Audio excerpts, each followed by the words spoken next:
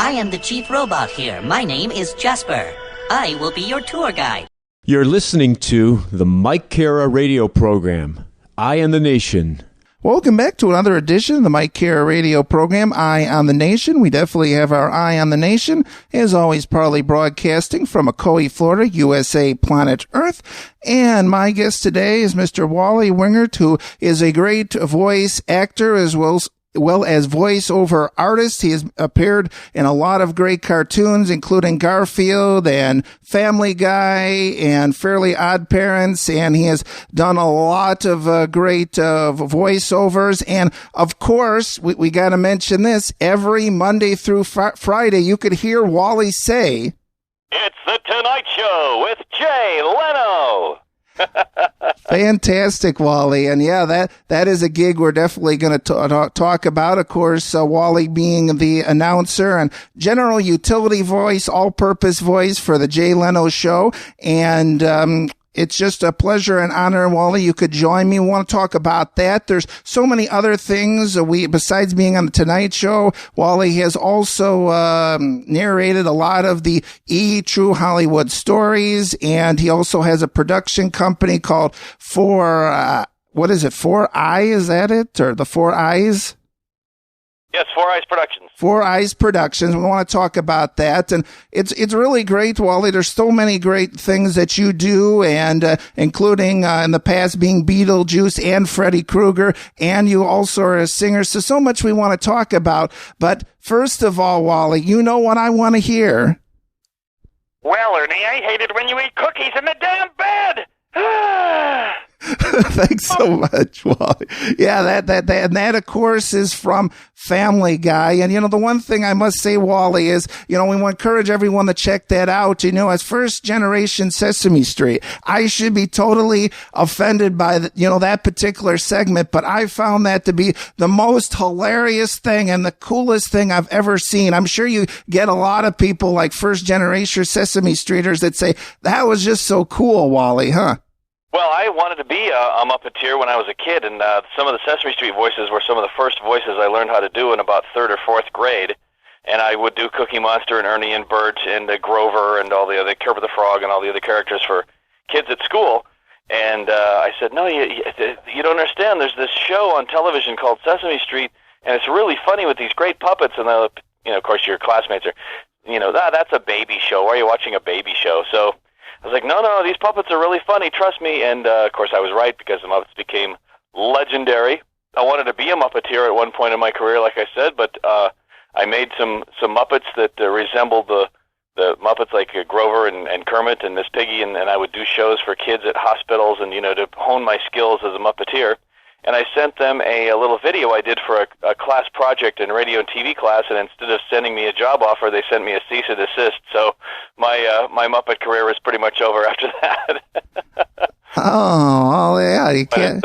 Yeah, it can't hurt for trying. So yeah, Wally, we want to talk a little bit, about your start, and we understand that you grew up in South Dakota and moved to L.A. And tell us I checked out your website. You were in a lot of different places. So you pretty much, it seems like you pretty much do it all. I know the focus was kind of on voice acting, but it seems like you've done just about any sort of entertainment field there is then.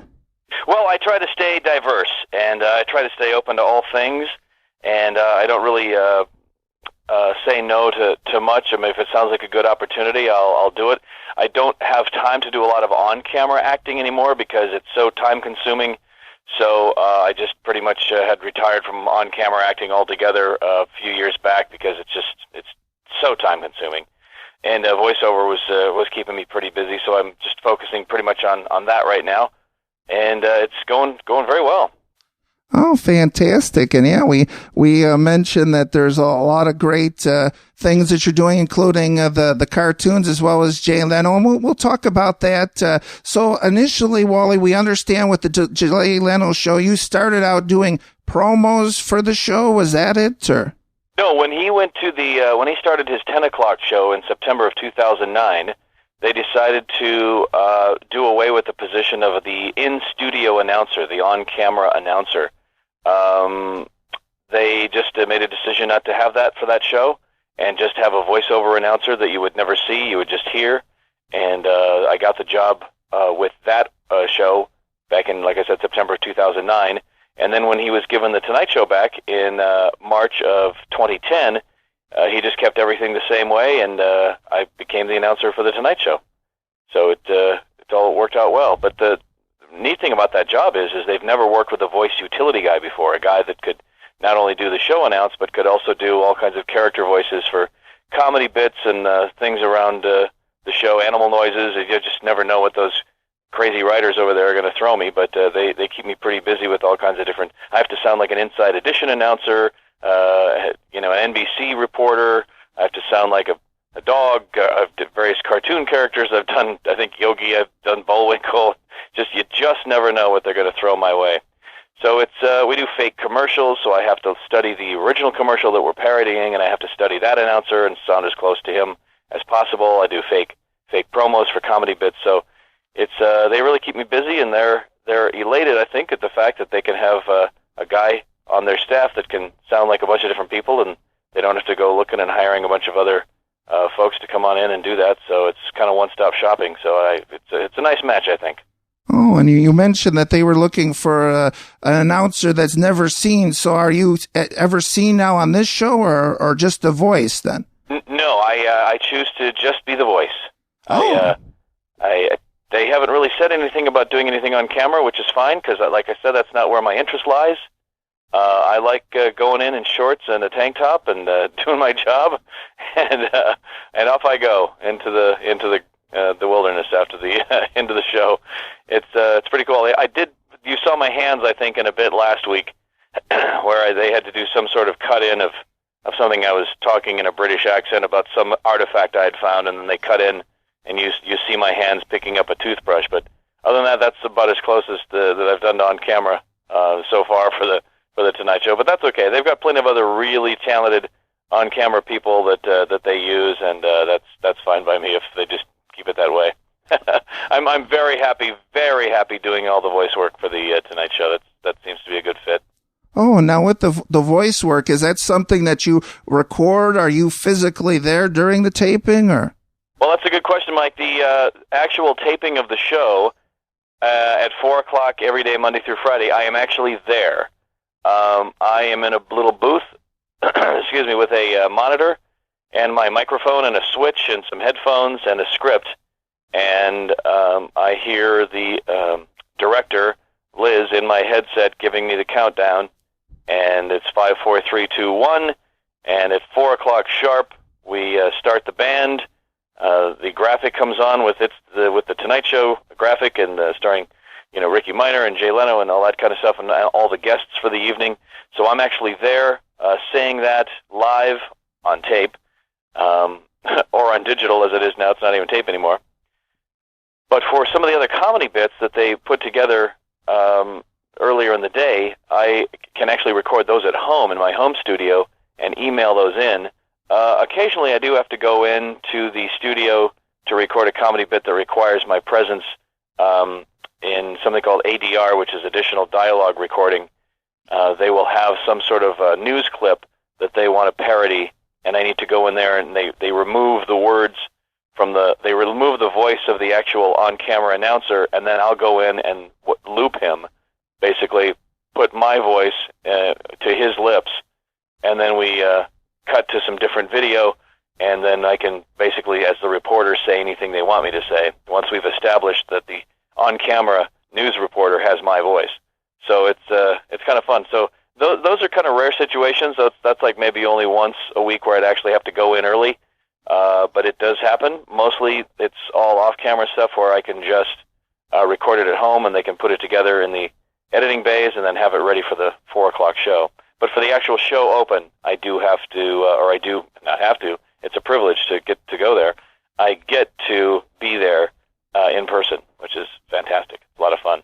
Oh, fantastic. So now you are on a little bit of a break with the Tonight Show with the Olympics. Are they still doing the Tonight Show? Or? Well, we are off now for 2 weeks. We're having a hiatus of 2 weeks, and we'll be back on, I believe, let me look at my dates here.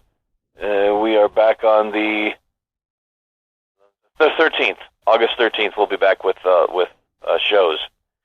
So we're having a couple weeks off, and it's kind of nice in the summer to have a few weeks off. Then we'll have another hiatus in September and another one in October, and we'll have a few days off in November for Thanksgiving, and then we'll have Christmas week off in December. So they're pretty good about giving us lots of time off to rest and rekindle our fire, and because that schedule is pretty nutty. I mean, a lot of those people there have been with them for a very long time, so they've got it down to a science. But it is a huge responsibility of putting on an hour-long major network television show every day. So the pressure's great. So it's good to have some time off, every now and then, just to kind of regroup. Oh, okay. And now, Wally, we want to talk about some of the cartoon voices that you do. And, of course, the first one comes to mind is Garfield and Friends. Of course, I grew up with Garfield, although I don't think you were the voice of John then. But you're now, how long have you been doing this voice then? I've been the voice of John. The original voice of John in Garfield and Friends was Tom Hughey.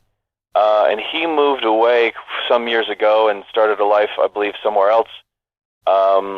So they were going to kind of re-release the Garfield franchise. This is, I think, 2004 or 5, with 3 direct-to-DVD movies. There was a French company named Dargard who had the rights to produce Garfield in a CGI format.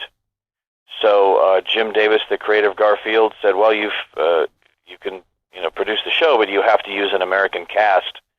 So Lorenzo Music had passed away, who was the voice of Garfield. So Frank Welker, the great Frank Welker, the greatest living voice actor, was happy to step in. He had actually done a lot of Garfield's lines for the original show when Lorenzo Music wasn't available. They'd slip Frank in there to just pick up a line here and there. So he had the voice down really well and the character down really well. So he's a master at that kind of thing. So it was understood that he would be Garfield. Greg Berger has always been Odie. He's back as Odie again, and they auditioned a bunch of people for different characters, and I got the role of John, and which I thought was just the greatest thing. And I thought I had gotten a different role when I went to the recording. I thought I had gotten a character named Randy Rabbit, and I showed up to record as Randy Rabbit, and we all sat in a circle, and our scripts were on our chairs, and I picked up a script that said Wally Wingert, John, and I said, "I think I have the wrong script. I'm supposed to be Randy Rabbit." And Mark, the AZ DePay, says, "Oh no, you're going to be John." And I paused for a second. I said, "John Arbuckle?" And he's like, "Yeah." I'm like, "Really? Wow!" And I was like, "This is awesome." So I was trying to remember what I did for John in the audition, and I'm starting to think that maybe I didn't even audition for John. I don't remember auditioning for John at all. I was auditioning for all these other characters. The first 3 movies, Garfield Gets Real, Garfield's Fun Fest, and Garfield's, oh boy, I'm blanking. It's the Super Garfield, where they all are the superheroes. They all took place in a world where you actually see Garfield's cartoon world, where he's a cartoon character, and basically he goes to work every day and is photographed for the newspaper strips.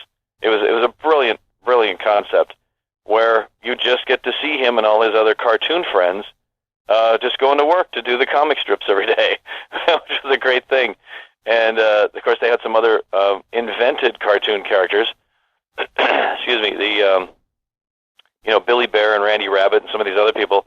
But occasionally you'd see Dagwood walk through the office, and you'd see some of these other legendary cartoon characters walk through, which was really great. So those 3 original direct-to-DVD movies were really terrific and a lot of fun to work on. Garfield's Pet Force was the 3rd one. And so it was so much fun, and the movies did really well, and overseas they did really fantastically. So they decided to go ahead with a series after that, and it was sold to many networks all over the world. And of course, Cartoon Network carried it here. It's called The Garfield Show. And then season 1 went really well. Then they did season 2. Then they did season 3, and we just started recording season 4. And there's going to be a few changes in the season 4, in that there's going to be a lot more 1, 2, 3, 4, 5-part episodes, where they're kind of making them more epics now. You could actually string them all together and probably have a feature film, because the original Garfield show was set up in season 1 to be 2 11-minute cartoons, which would make up for a half an hour. You have 22 minutes of program, and then the rest is for commercials and promos and interstitials.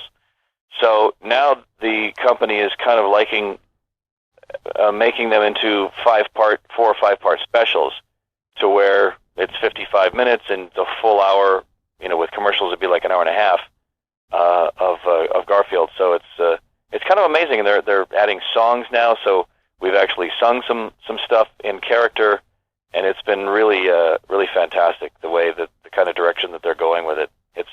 It's become more epic now, which is amazing.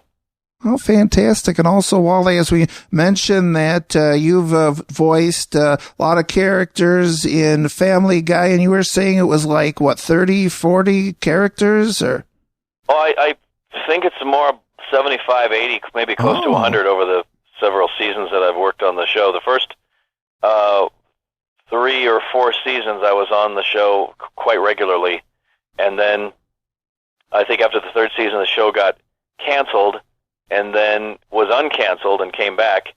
And when they came back, I started working a lot less on it because I was busy on other stuff. But occasionally I would go in and do different characters, and every once in a while, about every 6 months now, they'll have me come in and do something. But it's been a great ride, and it's interesting to see that show go from like virtually nothing to now it's like the hottest thing. And I hate to sound trite, but I always knew that it would be. Back in the day, I said, this is so brilliant, and it's just, people just aren't getting it yet, and they will, and it's just a little bit ahead of its time. And I saw this brilliant young guy named Seth MacFarlane. I said, he's really funny, and he's kind of the young Mike Judge of the day, and he's going to really go places, and now he's on top of the world. So every time I see him in an appearance, or occasionally he's on the Tonight Show, I'll say hi. But anytime I see him on television, I just yep, I knew him when I knew he was extremely talented, and I knew he had a very bright future. So I'm finally happy to see that justice has been served and Seth's on top of the world. So it's great. Oh, okay. And tell us, as we were mentioning, there was Fairly Odd Parents and so many others, but tell us, our audience, some of the other cartoons that you've been on, and maybe you could demonstrate a few voices if you don't mind. Sure. Well, I just got back this weekend from something called Invader Con. There was a show that I got involved in fairly early on in my voiceover work called Invader Zim, created by Jonan Vasquez, which was fantastic. And it was only about 38 episodes, and it ended up getting canceled by Nickelodeon in about 2001 or 2, and some 11 years later, you can still buy new Invader Zim toys. They're still making Invader Zim stuff and selling it at Hot Topic. It's pretty amazing for a show that hasn't been in existence for 11 years to still be selling toys like crazy. And having a convention just dedicated solely to that show, but it's got such a huge following. So about 1,000 people were there, many of them dressed up in costumes from the show.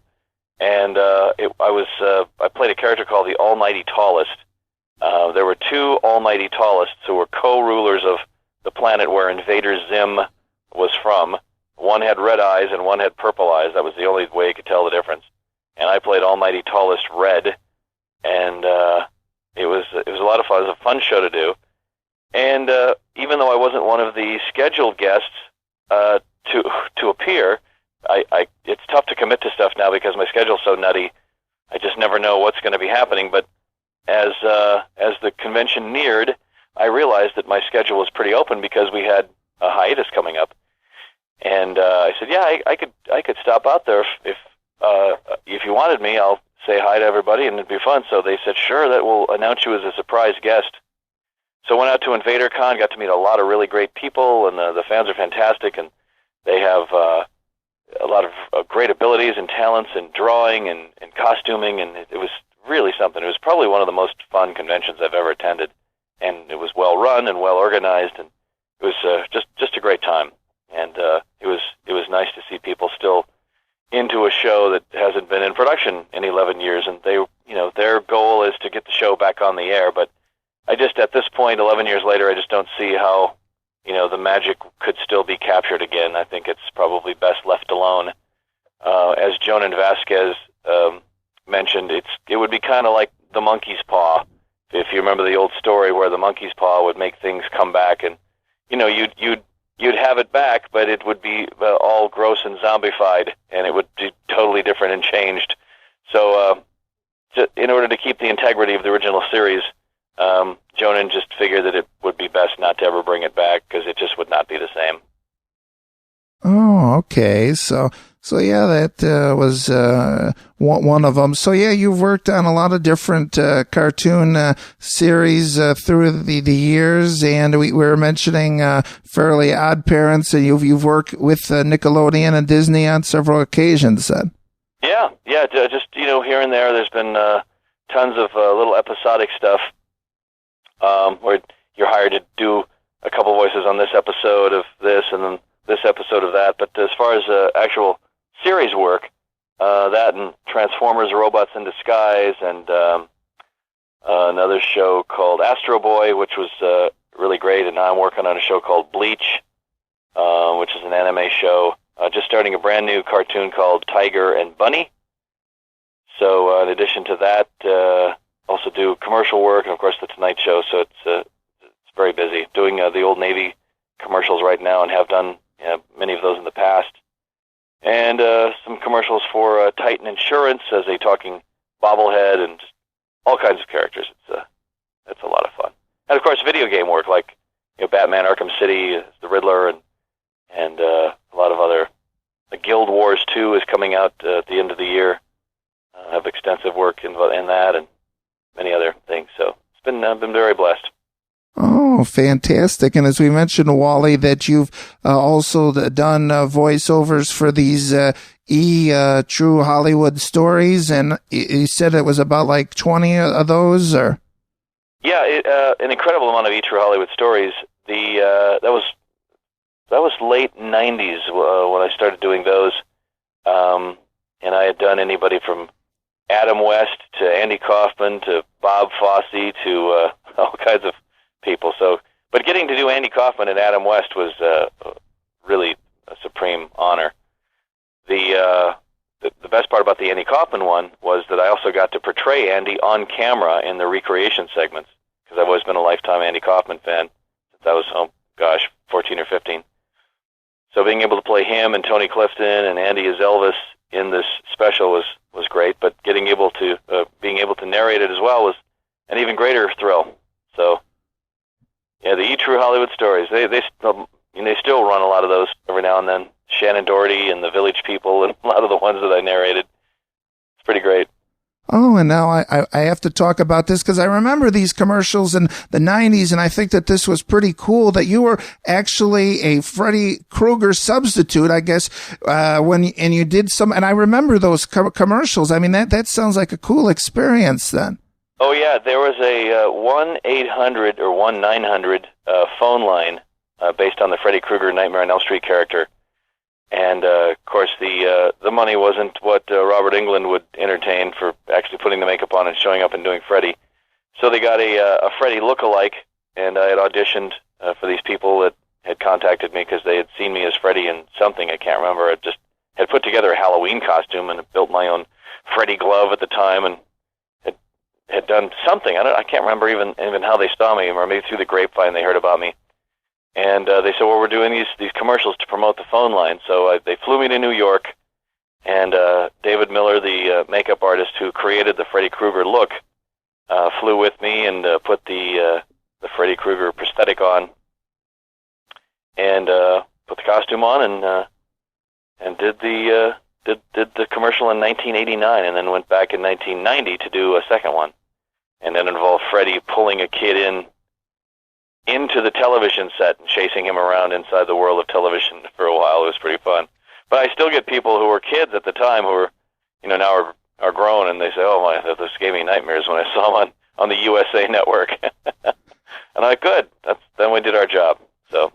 Right. And another thing I have to bring up, since this is the Mike Cara radio program, is the fact that you actually portrayed. Now, I kind of get excited when I heard about this, but then, it's still exciting. You are Beetlejuice at Universal Studios. Now, that was Hollywood, because I said if that was Florida, then I would have probably seen you perform during that time. But it was Hollywood.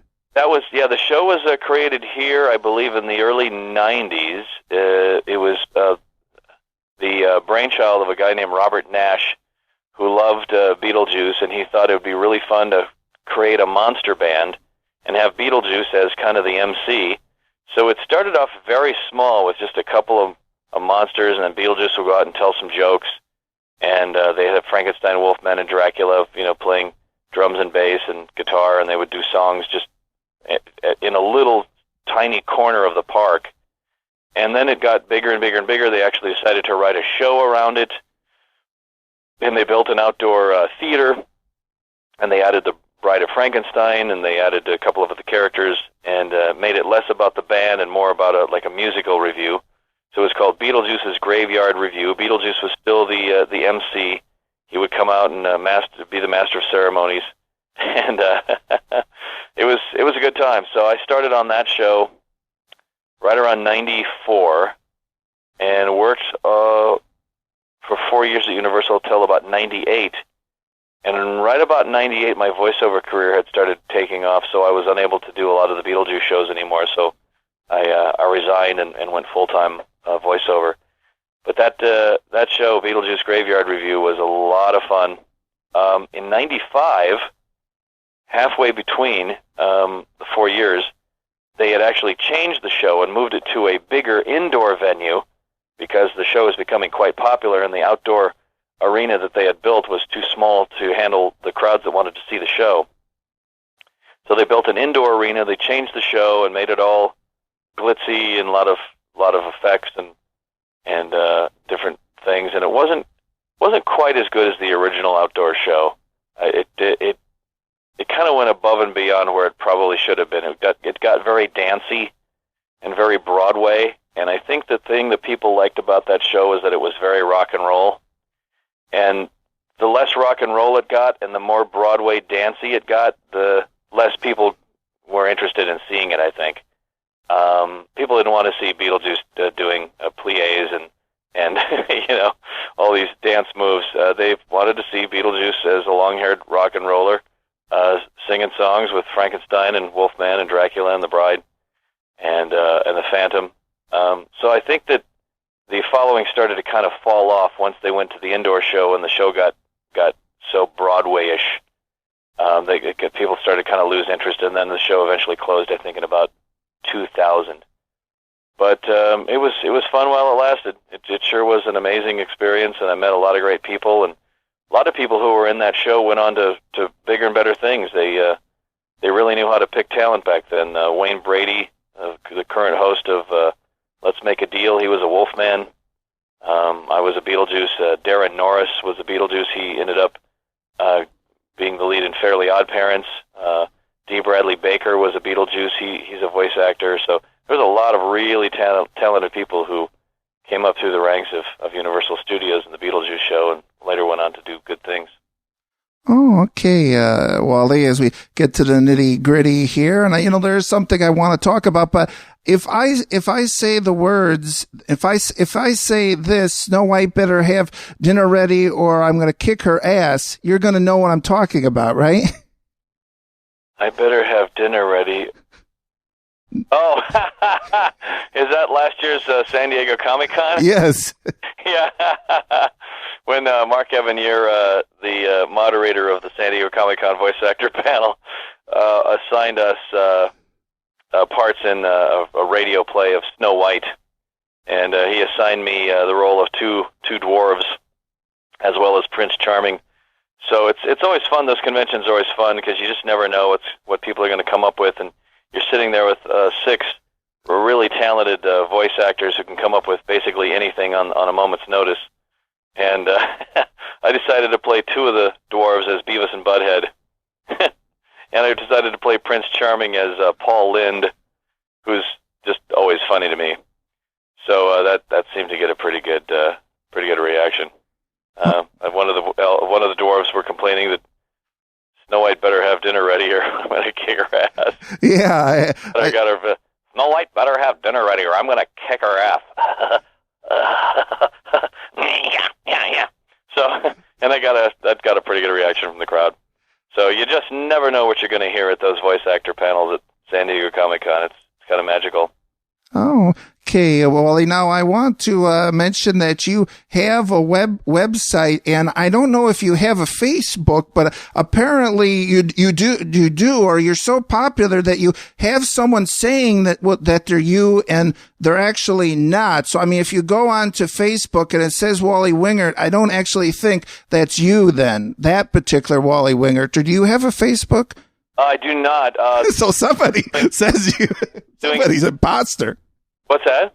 I just said, I guess there's an imposter out there, and I just want to let everyone. Well, he does say it is a fan page, I think, but no, that he contacted me about that, and I said, no, that's fine if you want to just. My focus is my website. Okay. That's the thing that I choose to be the clearinghouse for all the information, because that's the easiest for me to update, and I have a guy on staff who does my website on a full-time basis, and I will send him updates and information and different things, and he updates it accordingly. There's things we want to do with the website and things that we can do with the website that's just not possible with Facebook, like tons of video clips and video tours and just different audio clips and fun little things that we want to be interactive in on wallyontheweb.com. And that's really the focus. So I told the Facebook guy, I said, well, if you want to just pull stuff off my website and put it on Facebook, that's really great. And occasionally I'll see it, but I'm not able to spend as much time on it as I would like, because my focuses are elsewhere. But I said, if you want to do a fan page, that's fine, and be my guest. But wallyontheweb.com is where you will find the absolute very latest news for everything that's going on, and it's been my website for, oh boy, I'm thinking that I had a website as early as maybe 94 or 95. I think so. In the early 90s, I met an artist named Lee Saunders, who was a sculptor, but then later she moved to England, and she said that she sent me a letter saying that she was doing these things called websites, and I should get one. And I'm like, websites? Sounds like something Spider-Man would have. I didn't know what it was at the time, so through my radio station work at this radio station I was working at, they had internet and computers, so she said, yeah, punch in this stuff on your computer, and I did, and I was like, oh my gosh, this is amazing. She said, yeah, well, you could have one of those too. So I started mailing her through the snail mail photos and stuff that she would scan and put up on my website. So it started off very, very small, but I've had it for, almost 20 years now. It's kind of hard to believe, but in 2013, 2014 will be 20 years, so it's pretty amazing. But yeah, that's really the focus of where I want to promote and get the word out, is wallyontheweb.com. So it's served me well so far. Okay, and we also wanted to mention, Wally, that you had this Four Eyes production company, and so you're pretty busy between all the cartoon voices and then doing your own production company. Can you tell us about what that does? Yeah, I'd written a couple of scripts and conceptualized a couple of shows a while ago. I haven't been focusing on that aspect. There's only so many hours in the day. But we've come up with a couple of cartoon ideas and some live-action show ideas and different things that we're promoting every once in a while. We did a short film. We did a couple pilots and some other things. So it's good to, always work for other people and show up to do their shows, but it's always good to keep your creative juices flowing in other aspects and create your own shows. And it's really all about ownership anyway when it comes right down to it. So you just never know when somebody will come to you and say, hey, what do you got for ideas as far as shows and stuff? And I'm happy to show them a full portfolio of stuff that's ready to go. So just have to stay creative and stay diverse, like I said. Yeah, stay diverse. That is the key, and you've done so many voices. So I think our audience is wondering, Wally, I mean, when you do like one particular show, I mean, is that like a whole day or a whole week? I mean, is there any situations where you could do like 2 jobs in one day, or? Well, that's the thing I like about voiceover versus on camera. If you're doing an on-camera show, you're basically there for a week, all day. They have you from 10 in the morning until maybe 10 at night sometimes. You have to show up every day and sit there. But most of the time in an on-camera situation, you're sitting in a trailer, which is just not really fun. You're sitting in your little dressing room and killing time and, taking a nap or listening to music or whatever. But in voiceover, you can be busy all the time. You can show up to do a commercial in the morning at 10 o'clock, and that'll take an hour. And then by noon, you're doing another thing somewhere else for maybe a narration for something or maybe another commercial. And then you can go do the Tonight Show, like later on in the afternoon. Then the next day, you're doing a cartoon from 10 in the morning until 2. And then you dash off, grab some quick lunch, and then doing the Tonight Show at 4 o'clock. So that's the great thing about voiceover is you really can be in a lot of different places during the course of a day. So it's one of the amazing aspects about voiceover that I happen to really, really like. Okay, Wally, before we go, I don't want to ask necessarily which is your favorite voice, because I know they're all kind of like your children, are all special, but I'll put the question kind of this way. Is there a particular voice or a character where you kind of do your happy dance, you kind of get just a little more excited? I mean, you love all the characters, but is there one when you hear, oh, I get to do this character, okay? Well, doing John Arbuckle is a lot of fun because it's basically one of the closest to my own voices that I get to do.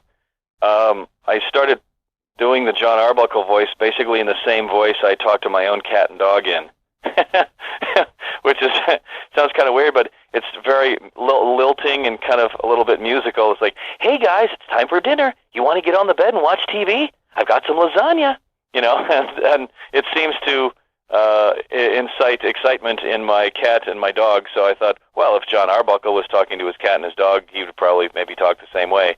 And it sounds a little goofy and a little nerdy. And I thought, well, that's perfect for him because he's kind of a dork.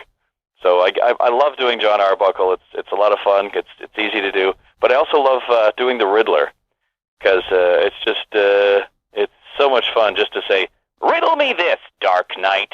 There are 3 men in a boat with 4 cigarettes but no matches. How do they manage to smoke?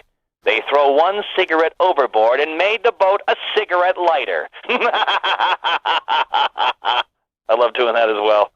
That's a lot of fun. Plus, I've always been a Batman fan since I was really young. So, to think that I'm now part of the Batman lore is kind of exciting as well. So, dreams do come true. They can happen to you. So, you just got to keep the faith. Okay, Wally, and if you don't mind, I got one more question because I know a lot of our listeners, including myself, we all have dreams and passions of maybe, pursuing voice acting, and we know there's a lot of reputable people out there, and we know that there's, respectfully not a lot of reputable people. So, I mean, if you wouldn't mind taking a minute and telling us, a little bit about those, especially the high school students that are saying, I want to give this a go, but I want to do it the right way. You have any suggestions? Well, yeah, the right way to do it is to make sure you're a good actor. Voice acting at its core is acting and needs to continue as such. You have to be a solid actor to be a voice actor. It's not enough just to be able to do a lot of funny voices.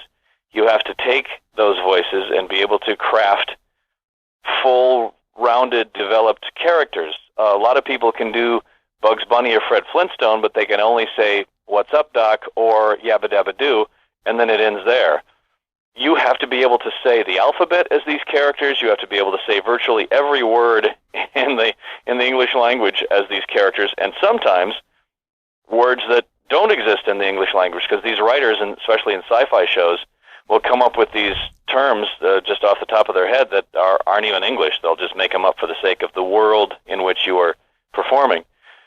So you have to be able to converse and sometimes sing as these characters. So acting is of paramount importance.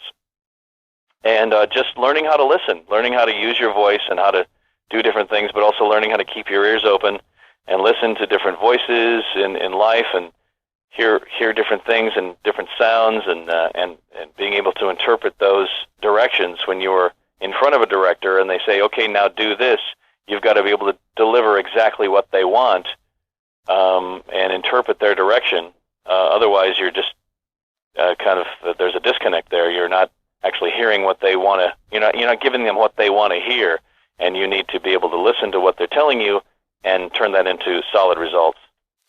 Okay, Wally, we appreciate so much for your stopping by. And again, we just kind of cracked the surface. There's so much more information you could check on your website. Any final thoughts or anything else you'd like to mention? God bless America. I think we covered it, and just want to thank you for your time, and thanks for having me on. I really appreciate it, Mike. We'll talk again, I'm sure. Oh, okay. Yes, we will. My guest has been Wally Wingert. You've been listening to the Mike Care radio program, Eye on the Nation, and please catch us again next time. Well, Ernie, I hate it when you eat cookies in the damn bed.